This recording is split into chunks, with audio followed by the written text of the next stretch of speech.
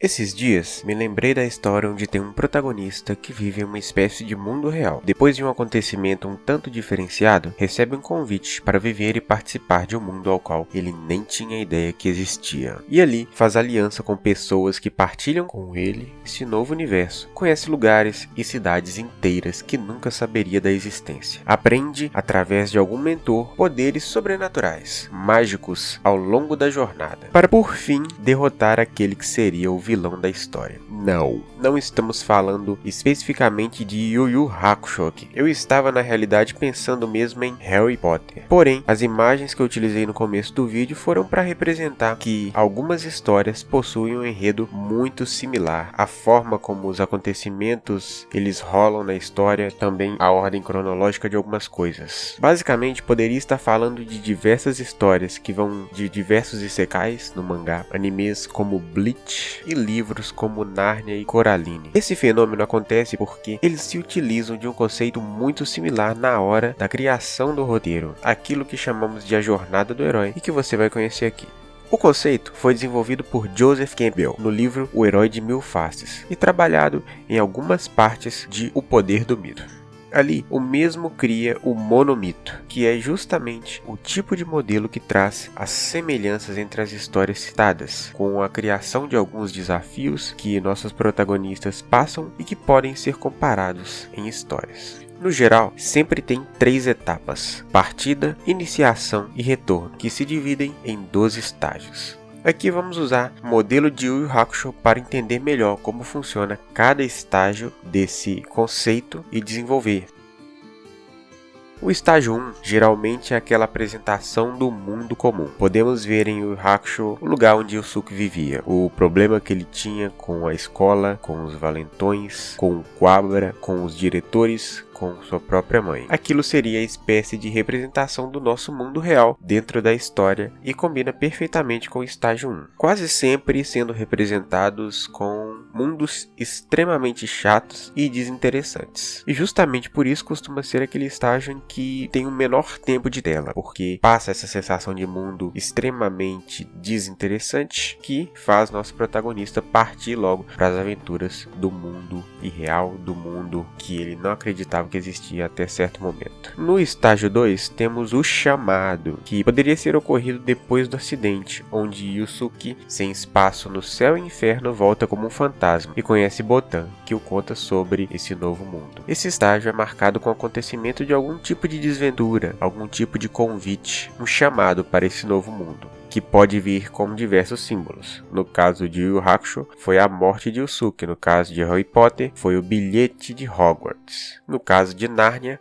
foi o guarda-roupa e por aí vai. Até adentrarmos ao estágio 3, que seria a resistência a esse chamado. Pois com medo e desconforto daquilo que é gerado, você acaba relutando, o que é normal também de qualquer ser humano. E o Yusuke, inclusive, foi um dos mais relutantes se formos comparar. Não mostrava nem um pouco de interesse em voltar à vida e estava completamente conformado com aquilo que o destino tinha reservado até aquele momento. Somente mudando de ideia naquela cena muito bacana que foi justamente a cena do enterro dele, onde ele viu que pessoas que ele acreditava que não gostavam de sua presença realmente se importavam bastante com ele. Então, aceitando o seu caminho, ele vai para o 4º estágio, que é procurar um mentor. Mentor esse que pode ser interpretado de 2 formas em Yu Yu Hakusho, pois no geral, o mentor é aquele que te apresenta o mundo, te apresenta aquele conhecimento que lhe falta, que pode ser tanto em golpes, habilidades, como em conhecimento geral da cultura e do lugar onde ele se encontra naquele momento. E na obra, esse conhecimento foi passado tanto por Koema e Botan, que lhe apresentam o mundo, suas novas atividades, quanto a mestra Genkai, que o instrui para os desafios à frente. Os estágios 5, 6 e 7 são o conhecimento que ele obtém desse novo mundo, que é a vivência nessa nova jornada. Digamos que é como se fosse pegar uma atividade rotineira nesse novo universo, onde ele vira um detetive espiritual, começa a pesquisar sobre diversos assuntos, começa a capturar criminosos. Você também tem as provações, que são aqueles primeiros grandes desafios do herói, que pode ser algumas derrotas que vêm no meio do caminho, conhecer alguns personagens que são mais poderosos, que o incentivam a ir a um novo nível, como a primeira aparição de Riei Kurama, por exemplo, e as vitórias, aquelas primeiras vitórias conquistadas com muito esforço, obtidas ali através do treinamento, resistência, teimosia. Já o oitavo é provavelmente aquele momento mais difícil da história, é aquela provação, ou também chamada de tentação, que vem geralmente na forma de realmente uma tentação absurda, onde o vilão aproveita daquele momento de fraqueza do herói para oferecê-lo algum tipo de aliança, ou como a morte de alguém muito importante para o protagonista, que faz ele mudar da água para o vinho praticamente, sendo aí provavelmente um dos momentos de maior amadurecimento do herói. Pode ser simbolizado com a morte da Mestra Genkai nas mãos de Togura, uma morte cruel e violenta que abalou bastante isso, principalmente o psicológico dele, tanto que ele nem conseguia falar abertamente sobre sua morte, seus amigos descobrindo somente por seu semblante e suas ações. Então digamos que é um estágio de muita provação, porém é aquele estágio que acaba também dando uma força excepcional ao protagonista. O 9 seria o prêmio, que pode vir de diversas maneiras. Pode ser literalmente com algum troféu, alguma coisa, se você tiver, por exemplo, assistindo alguma obra de torneios. Ou pode vir com conhecimento, um amadurecimento, algum desejo, coisas desse tipo, enfim. O estágio 10 é a volta para casa. Aquela primeira, depois, quando a missão é concluída. Nosso personagem obtém o prêmio, tem aquelas mudanças, porém é um estágio que geralmente ele reluta para voltar da mesma forma que ele relutou para ir para esse mundo novo. Esse tipo de etapa pode ser usado tanto para um fechamento de algum arco, como também para aquele pré-final da história, onde geralmente se dá indícios que aquele personagem ele não saiu daquele mundo e voltou para o mundo real sem uma volta, né? Ou sem uma conciliação desses dois mundos. Já preparando para o último estágio, o estágio 12, que é a volta definitiva, onde realmente você tem o fim do arco. O final de Yu Yu Hakusho, por exemplo, mesmo o final da luta de Usuki contra Toguro, são exemplos disso. Nosso herói toma conhecimento dos dois mundos e passa a utilizar o seu poder para auxiliar as demais criaturas, bem semelhante a um herói mesmo, mantendo a paz e o equilíbrio na história com aqueles poderes obtidos através dos desafios. Yu Yu Hakusho é uma obra quase que quadradinha dentro dessa jornada do herói.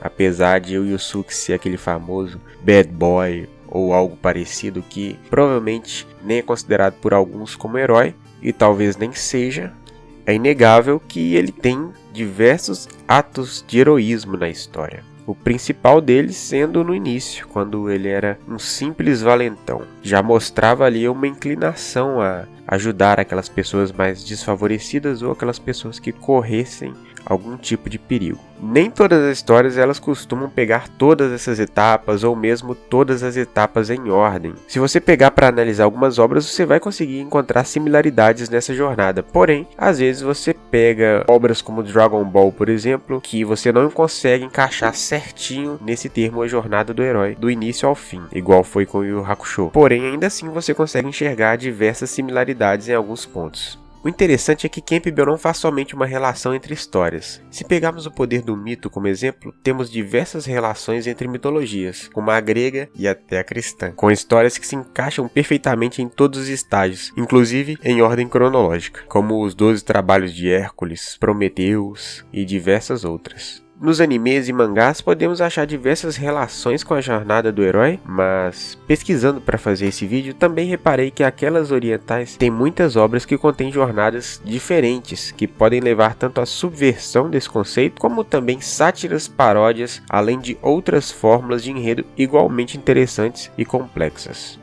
Não posso deixar de notar que na literatura e em filmes tive um pouco mais de dificuldade de encontrar obras que não se encaixassem tanto nesse padrão, principalmente se tratando de aventura com ficção. Parece que esse conceito de jornada do herói é um pouco mais arraigado na cultura ocidental do que a gente imagina. Ou simplesmente que a ideia de ter algum herói ou algo para que você comece a divinizar de alguma forma atraia um grupo muito grande de pessoas. Porém, no fim, é no mínimo curioso o tanto de histórias boas e extremamente icônicas que se pode tirar de uma mesma base, bem semelhante às letras do alfabeto e números que, mesmo sendo limitados, se juntas, formam uma infinidade de símbolos. Agora que vocês conhecem um pouco mais da jornada do herói, deixa aí nos comentários se te apresentei algo novo ou não. E também obras que se encaixam ou não nesse formato de enredo. Vou fazer outros vídeos no futuro sobre algumas obras que meio que subvertem um pouco esse tema e também obras que têm enredos completamente diferentes desse apresentado. Obrigado pela presença, não deixem de dar o like, compartilhar e se inscrever aqui no canal. E se gostaram desse vídeo, eu peço para que vocês cliquem no vídeo que eu vou deixar aqui no final para termos mais uma conversinha. Falou e até o próximo vídeo ou anterior, caso não tenham visto.